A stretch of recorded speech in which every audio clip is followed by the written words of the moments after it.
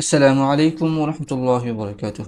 প্রিয় দর্শকবৃন্দ, দেশ বিদেশের সকল মুসলিম ভাই বোনদের জানাচ্ছি আন্তরিক শুভেচ্ছা ও অভিনন্দন।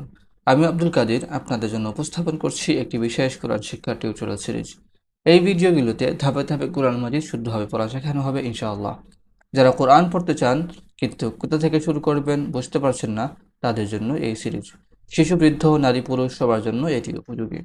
আসলে আমরা সবাই নিয়মিত কোরআন শিখি এবং কোরআনের আলোয় আলোকিত হই। এসব কোরআন শিখি এর 23তম পর্বে আপনাদের স্বাগত।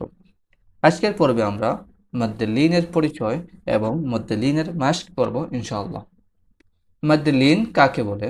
লিনের হরফের পরের হরফে ওয়াকফ করিলে অর্থাৎ থামিলে দুই আলিফ টানিয়া পড়িতে হয়, ইহাকে মধ্যে লিন বলে। লিনের হরফের পরে, এটা হচ্ছে লিনের হরফ, জবরের বাম পাশে জজমালা ইয়া অথবা জবরের বাম পাশে জজমালা ওয়াও, এটি হচ্ছে লিনের হরফ। লিনের হরফের পরে যদি ওয়াকফ করা হয় তাহলে এই লিনের হরফকে দুই আলিফ টানিয়া পড়িতে হয়। আমরা এখন লিনের মাস্কের মাধ্যমে এই জিনিসটি বোঝার চেষ্টা করব। আইন ইয়া জবর আই, এটাও কিন্তু লিনের হরফ, কিন্তু যেহেতু এখানে ওয়াকফ করা হচ্ছে না এই জন্য এটি লম্বা হবে না, এটা নরমভাবে তাড়াতাড়ি পড়তে হবে। আইন ইয়া জবর আই, নুন ইয়া জবর নাই, নুন জের নি, আই নাইনি, আই নাইনি। তো আমি যখন এখানে থামবো, ওয়াকফ করব, তখন এটাকে পড়তে হবে আই নাইন, আই নাইন। এই নুন ইয়া জবর নাই, এটা দুই আলিফ লম্বা হবে, কারণ এটা হচ্ছে মধ্যে লিন। I nine. হা খরা জবর হা, জাল লাম জবর জাল, হাজাল, হাজাল, হাজাল।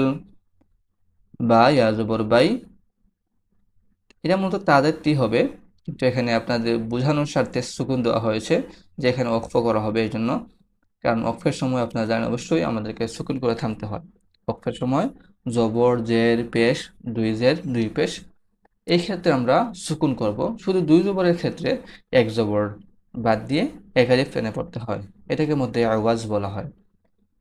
হাযাল বাইত, হাযাল বাইত। এখানে হা লম্বা হবে, কারণ হচ্ছে এটা মাদের হারকাত, খরা জবর, এক আলিফ টেনে পড়তে হবে। হাযাল বাইত, বাই, এই বাইটা দুই আলিফ লম্বা হবে, কারণ এটা হচ্ছে লিনের হরফ। এটা হচ্ছে মধ্যে লিন, কারণ অক্ফের সময়, অক্ফের আগে যদি লিনের হরফ আসে তখন এটাকে দুই আলিফ টানিয়ে পড়তে হয়। হাযাল বাইত, হাযাল বাইত। জাল জবর দা, কাফ জবর কা, যাকা, র ইয়া জবর রাই, নুন জেন্নি, যাকারাইনি, যাকারাইন, যাকারাইন, যাকারাইন। কফ পেশকু, র ইয়া জবর রাই, শিন, এটা মূলত শিন, দুই জের শিন হবে, এখানে আপনাদের বোঝার সাথে সুকুন দেওয়া হয়েছে। কুরাইশ, কুরাইশ, কুরাইশ। যেহেতু এখানে ওয়াকফ করা হচ্ছে এবং ওয়াকফের আগে লিনের হরফ আছে, এই জন্য এটা হবে মধ্যে লিন। আর মধ্যে লিন দুই আলিফ টেনে পড়তে হবে, রয়া জবর রাই, এটা দুই আলিফ লম্বা হবে। বাকি শিন ওয়াকফের কারণে সুকুন হবে, এখানে দুই জের থাকুক বা জের থাকুক, এখানে ওয়াকফের কারণে সুকুন হবে। তো এটা পড়তে হবে এভাবে, কুরাইশ।